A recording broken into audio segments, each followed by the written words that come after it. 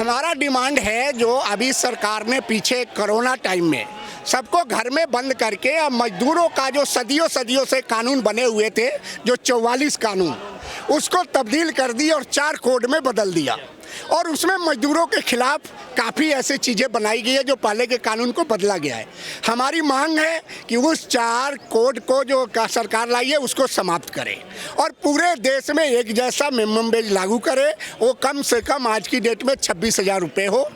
ठेकेदारी प्रथा देखिए, कानून में आए कि जहाँ परमानेंट जॉब है, जहाँ परमानेंट काम है, वहाँ पर आपको ठेकेदारी नहीं चलेगी। 1970 में कॉन्ट्रैक्ट एंड रेगुलेशन एक्ट बना है, उसमें क्लियर किया हुआ है। लेकिन आज भी देखिए, प्रधानमंत्री कार्यालय से लेकर के रेलवे से लेकर के कोई ऐसा जगह नहीं है जहां पर ठेकेदारी नहीं है, जो कि इलीगल है। इस ठेकेदारी प्रथा को कम पैसों में ज्यादा काम होता है ना।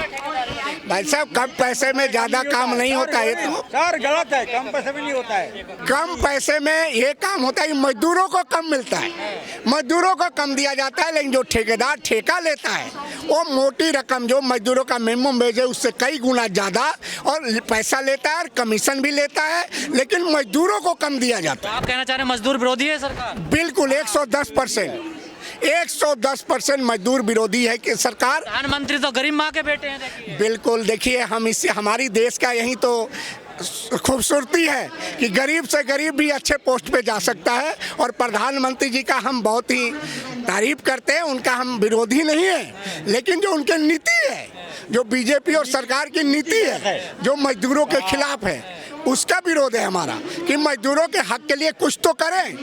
देखिए, आप आज तक कानून बनाए हैं, 4 कोड बिल आपने पास किया, आज तक हम मजदूरों को ये नहीं समझा पाए कि इस कानून से मजदूरों को क्या फायदा होना। यूनियन नहीं बना सकते ना आप।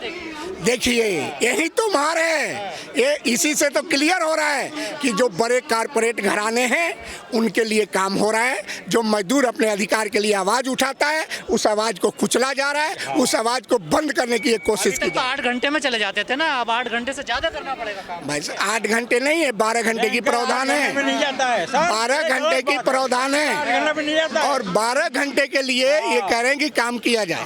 बताइए, ये कानून आज का नहीं है।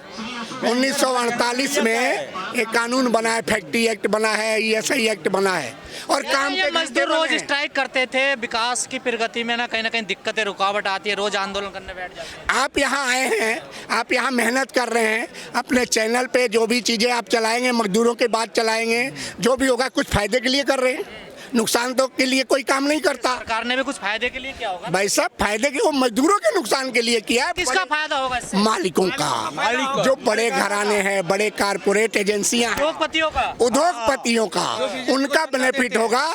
जो आपको चंदा की बात है तो मैं उस पर नहीं जाऊंगा, तो बड़ा लंबा कहानी हो जाएगा। चंदे से तो चलेगी सरकार भी, वो तो सब चल रही है, सब चल रही है, सब चंदे का खेल है। लेकिन इस तरीके से ना है कि किसी का गला काट के चंदा ले, ये गलत है, इसका हम विरोधी है। कहाँ गला काट रहे हैं? मजदूरों का गला कटा जा रहा है। टीवी तो बता नहीं रहा, बिल्कुल भी टीवी मना कर रहा है।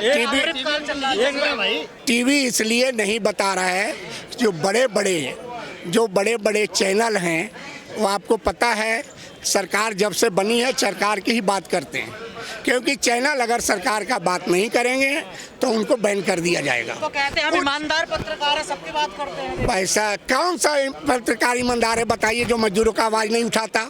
आप यहाँ पे आए हैं मजदूरों को देख करके ही मजदूरों की समस्या को मैं आगे बढ़ाऊं, आगे उठाऊं। कौन सा यहाँ बड़ा चैनल है, आप देखिए, नजर आ रहा है आपको दूर दूर तक। उनको भी पता है आज कि यहाँ पर मजदूरों का स्ट्राइक है, पूरे हिंदुस्तान में स्ट्राइक है, लेकिन एक भी लाइन आपको टीवी पे बड़ा चैनल दिखा तो रहा है कि मोदी जी का विदेश में डंका बज रहा है। सर, विदेश में डंका बज रहा है, लेकिन देश में मजदूर रो रहा है, सड़क पे आ रहा है। ये कौन सी अच्छाई है? आपके सामने है, ये मजदूर, इतना किसी को शौक है, इतनी गर्मी में पसीने में यहाँ पर आकर के इतने अमृतकाल देश में चल रहा है। अमृतकाल देश में चल रहा है। अमृतकाल देश में चल रहा है, किसके लिए चल रहा है? उद्योगपतियों के लिए चल रहा है।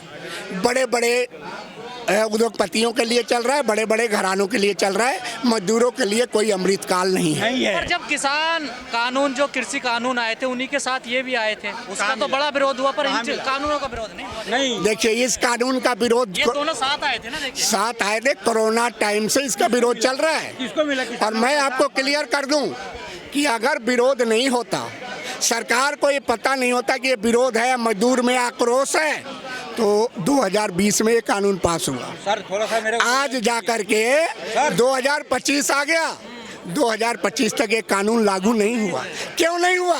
क्योंकि सभी ट्रेड यूनियनों ने और मजदूरों ने इसका विरोध किया है और आगे भी विरोध करेंगे, इसलिए लागू नहीं हो रहा है। और जब तक ये कानून वापस नहीं होता, मजदूर चैन से बैठने वाले नहीं हैं। नहीं है। बड़ा गुस्सा है। हाँ गुस्सा है इस बात का। हमारे यहाँ लोडर हैं, ठीक है, सैलरी जाती है 26,000 और मिलती है 13,000 और बाकी पैसा कहाँ जाता है उनको? ठेकेदार लेता होगा। फिर कौन सा ठेकेदार का प्रथा कब से चल गया? इकट्ठा हुए हैं सरकार की जो है कर्मचारी विरोधी नीतियों के कारण 2022 से हमारे bank union bank of India में एक भी बहाली नहीं हुई है। काम का बढ़ता जा रहा है, हर महीने जो है 400-500 जो है कर्मचारी रिटायर हो रहे हैं। उसके बदले में क्या है, किसी भी कर्मचारी की बहाली 2022 से नहीं की गई है और कम पैसे पर काम चलाने के लिए अप्रेंटिसशिप की बहाली की जा रही है, जिसका विरोध करने के लिए हम लोग यहाँ पर इकट्ठा हुए हैं। साथ में पुरानी जो है पेंशन नीति को हटाने, इंश्योरेंस सेक्टर में एफडीआई को ख़त्म करने और साथ ही बैंक में पुनः बहाली करने, यह सरकार कर्मचारी विरोधी नीति, कर्मचारी विरोधी है और इसके विरोध में हम लोग। मीडिया तो कह रहा सब बढ़िया चंगा चल रहा देश में। मीडिया का तो क्या, अभी हमारे यहाँ जितने भी हैं बैंक के ब्रांचों में कस्टमर के लिए काम करना है, लेकिन जब स्टाफ ही नहीं होगा तो काम कौन करके देगा?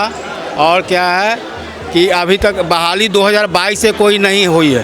दुनिया कहते हैं बैंक में नौकरी लग जाए मजे आ जाएंगे, आप यहाँ पे कह रहे हो सब खराब चल रहा है। बैंक पर जाने पर कस्टमर से पूछिए कि क्या हालत है बैंकों का। जहाँ पर 4 लोग रह रहे थे वहाँ पर 2 लोग काम कर रहे हैं और उसी में जो है पूरा काम कराना है। जब कोई बहाली ही नहीं हुई है तो कर्मचारी से। सर भारत विश्वगुरु बन गया, आप कह रहे हो कुछ हो नहीं रहा है। भारत विश्वगुरु केवल कागज़ पर ही बन रहा है और कागज़ का आंकड़ा यह कहता है कि कितने रोजगारों की कमी बैंक में जो है, एक रोजगार के बदले में 15,000 रुपया देकर जो है अप्रेंटिसशिप की बहाली की जा रही है और उसी से काम। अरे युवा तो खुश हैं, कहाँ रोजगार मांग रहा है कोई, देखे सब कमेंट लेने गए हैं। रोजगार नहीं मांग रहे हैं, लेकिन रोजगार मांग रहे हैं, कम पैसे पर जो है काम चलाया जा रहा है, लोगों का जो दमन किया जा रहा है। दमन कर रही है सरकार। हाँ, एक जो क्या है 15,000 रुपया देकर यह सोचा जा रहा है कि इससे जो है किसी तरह से काम चला लिया जाए, जबकि जो है गरीबी रेखा पर जीने के लिए भी लोगों को जो है कम से कम जो है आज के दिन में 1,000 रुपया जीने के लिए चाहिए महीने। सब अच्छा हो जाए इसलिए बैंक प्राइवेट करिए, आप यहाँ विरोध दिखा रहे हो। बैंक प्राइवेट करने पर यह है कि बैंक जो प्राइवेट बैंक है वहाँ जाकर सरकार की एक भी नीति जो है, सरकार का एक भी योजना प्राइवेट बैंक में काम नहीं कर रही है। चाहे वो बच्चों के स्कूल का पोषण योजना हो, चाहे बच्चों में पोशाक योजना हो, प्राइवेट बैंक वाले लेके दिखाएं। जहां पर जीरो खाते पर जो है एक भी खाता प्राइवेट बैंक वाले यदि खोल रहे हो तो जो है आप देखिए प्राइवेट बैंकों में जो गरीब है, जिनको अंगूठा लगाने आता है, एक भी आदमी को जो है वहां पर जो है घुसने नहीं दिया जा रहा है प्राइवेट बैंकों में। और सरकारी बैंकों में ये हाल है कि 50% जो है 50% ग्राहक जो है अंगूठा लगाने वाले हैं, जिन्हें लिखने भी नहीं आता है। तो वैसे ग्राहक को आप प्राइवेट बैंक में घुसने भी नहीं देते हैं अपने दरवाजे के अंदर।